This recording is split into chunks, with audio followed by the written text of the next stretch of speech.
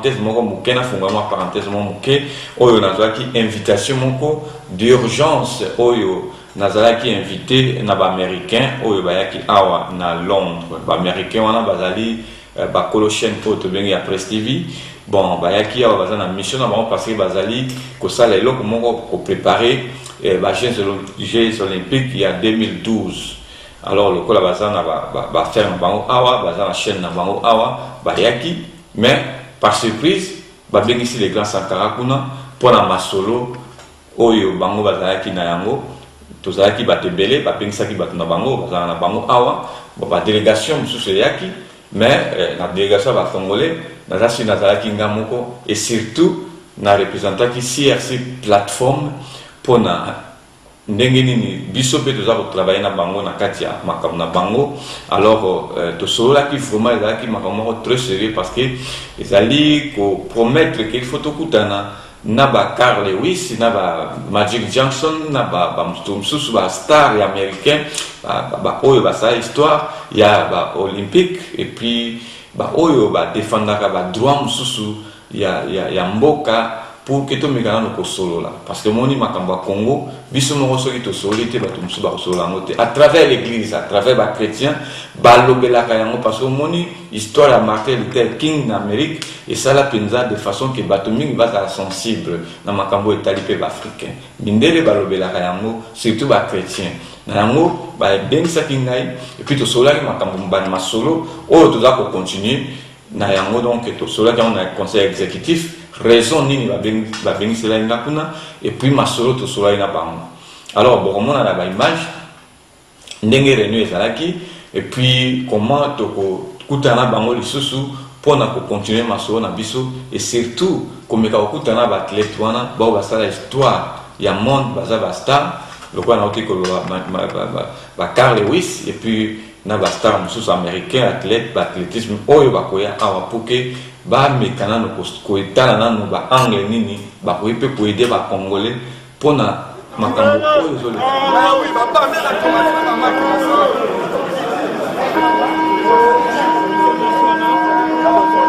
va libérer évidemment mais il y a chaque année ça bon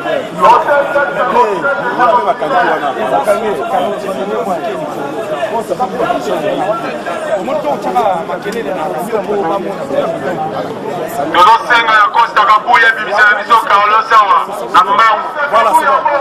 Nambangu Costa Kabuya voilà Costa Kabuya on la plainte na yokuna ba biso Carlos Sawa on est kiné on est bien les victoires nengo somo kaka biso to yaki to na kisa vital que voilà c'est Canada mais je pense que Olabo Moni Lelo oh Moni Lelo je pense que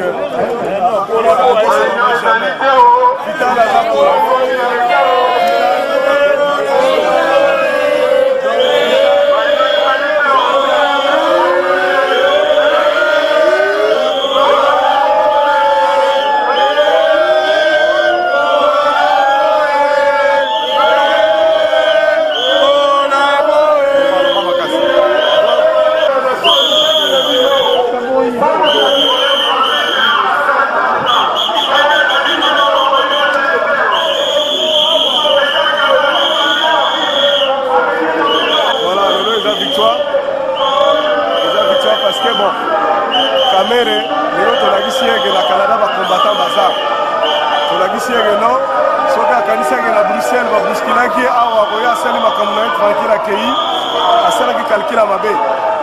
parce que stratégie la biso ezalaki simple tokotisaki bafemme bakoti avala bamaki na batomate biso otikalaki na biso libanda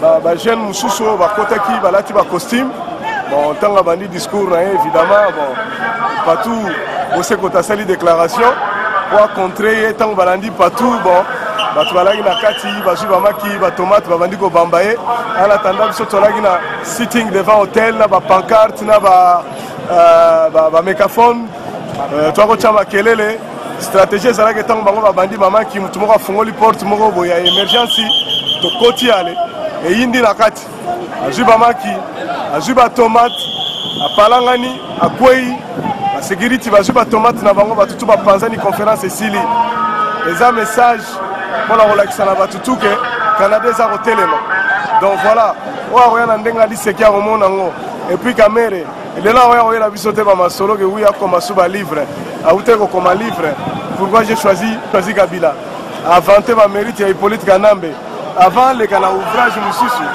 il faut vraiment l'esprit à bien a comme d'abord livre à démentir au Nyon Salobaki alors non peuple la Costa Gibino et non seulement ça alors non peuple la Costa Gibino ne veut pas passer un mandat comme président il se moque de qui mais c'est quoi Bino Boza pour ou contre l'élection la pire esprit vraiment l'élection on est en mascarade biso tana biso contre yango biso vraiment il faut Kabila dégage nettoyer les planchers to nettoyer ba mastawana to poni ba mastana biso moko va diriger biso quoi on est en mascarade on sala la bango donc joana ezaka loko la bazo légitimer quoi biso to contre l'élection parce que dans Boza c'est solution à bino zanini yango de bato komi tout na pe mais solution zanini bato wana baza ba force et occupation et ce qu'on l'a dit la histoire une occupation prend fin par des méthodes.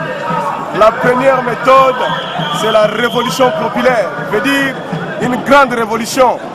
Et la deuxième solution ezali solution ya mabenda makasi ko batwana bayaki na baminduki langage bien bayoka kaisa langage ya minduki. Donc voilà, il y a deux possibilités là pour nettoyer plancher.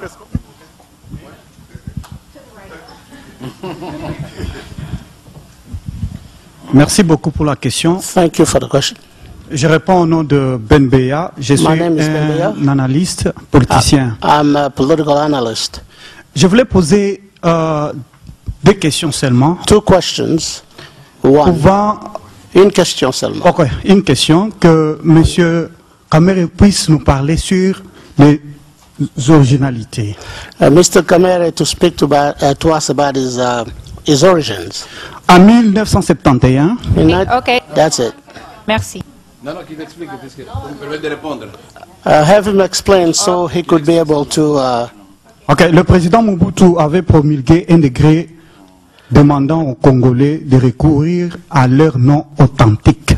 In 1971, President Mobutu passed a decree asking all the Congolese to have a national name, authentic name as they called it then. En quelle vertu M. Kamere, sur son diplôme au Congo en 1987, how about Mr. Kamere on his diploma in 1987? On voit le nom de Vital Kamere. We see the name of Vital Kamere. Wakanya Sisize. Wakanya Sisize. Comment se fait qu'il pouvait continuer à utiliser le nom de Vital? How could he continue to use the name of Vital? Alors qu'aucun Congolais ne pouvait utiliser les noms qui étaient seulement réservés aux étrangers. At that time, no Congolese could use the name that was a foreign name. Merci, monsieur, merci. Merci. Okay. Merci beaucoup. Let's turn Thank to you. this, Thank you very much. Je commence par la dernière question puisqu'elle est la plus facile. Let me start with the last one because it's the easiest one. Et ce qui explique par ailleurs que notre pays n'avance pas. This explains why our country is not moving forward. Voilà un compatriote congolais. Look at a Congolese compatriot. Nous sommes à Washington dans un centre d'études stratégiques. We are in Washington, D.C. on a center of strategic Mais studies. M. Kamere peut mourir, le peuple congolais va rester. Mr. Kamere can die, the Congolese people will remain. C'est le plus important, la nation congolaise. That's the most important, the Congolese nation. Mon père s'appelle Constantin Kamere Kanyigini. My father's name is Constantin Kamere Kaningini. Ma mère s'appelle Mwankingi Alphonsine, elle est de la lignée royale. My mother is Mwankin Alphonsine. She is from a royal family. Je suis baptisé au nom de Vital. I was baptized on the name of Je Vital. suis catholique, I'm Catholic, né à Bukavu. born in Bukavu. J'ai étudié aussi bien en Mbujimayi, au Bandundu, Bakongo. Je parle toutes les quatre I langues. studied in Bukavu, in Mbujimai, in Bandundu, in Bakongo, and I speak all the four national Et ce ne sont languages. pas mes collègues de promotion à tous les niveaux qui manquent.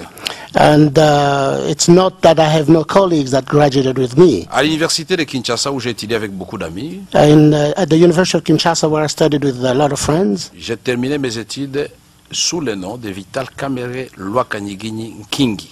I finished my studies under the name of Vital Kamerhe Lwakanyigini Nkingi. J'ai fait 11 ministères comme conseiller directeur de cabinet. I went through 11 ministries as an advisor at the ministry Et cabinet. quand j'ai décidé de faire la politique, When I decided to go to politics, pour des raisons médiatiques, for mediatic reasons, je m'appelle Vital Kamerhe et je coupe là.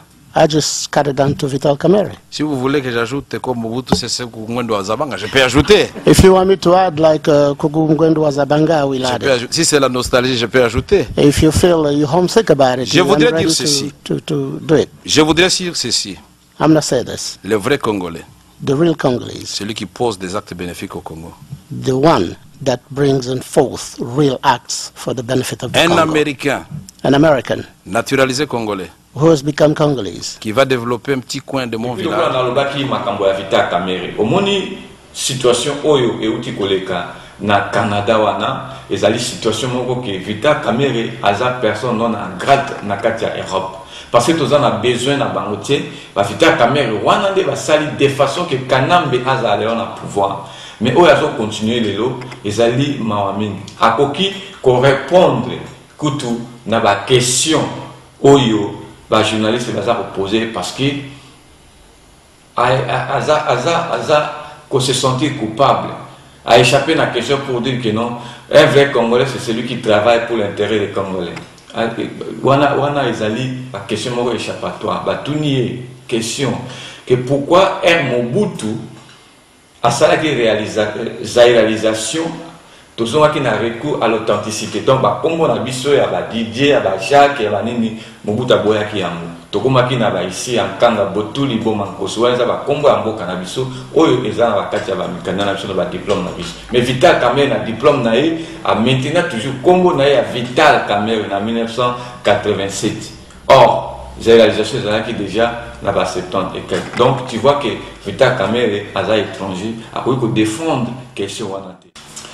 Voilà, peuple congolais, nous avons sur beaucoup de images et puis déplacement au CRC plateforme et ça là qui pour na kende pe ko solana bande ko pe ko kutana bande comme ça à travers Paris, Belgique et puis Hollande et puis nous avons sur prochainement donc samedi au Bokolanda ba image au équipe ya CRC plateforme au qui dirigé na le président Ngando le Cocodile na Sergent Mukekese bakendeki na Allemagne pour na ko kutana bandeko ya Allemagne na invitation ba pesa ki biso pour na Kabila dégage première opération na kasa Allemagne et ça qui vraiment eloko moko ezalaki makasi mingi donc bino mo bon na samedi donc boza prêt pour na koyeba eloko nini ba combattre balingi et puis prochainement je suis sûr que bokoyeba eloko nini ba combattre balingi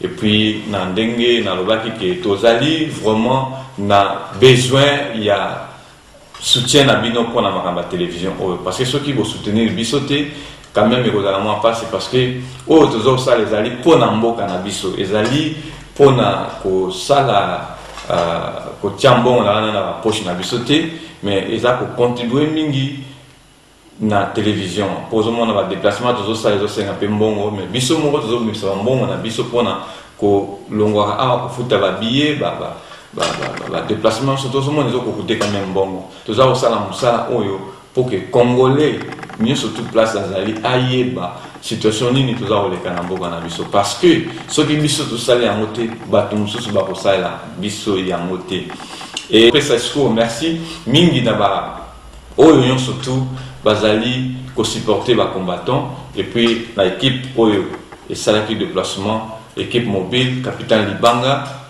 le boka courant aboma ngubuna egogo soko okatisi nanu ebalete balobaka mabe ya ngando te donc wana ezali les grands crocodiles et puis esprit de guerre mokeke c'est esprit de bitumba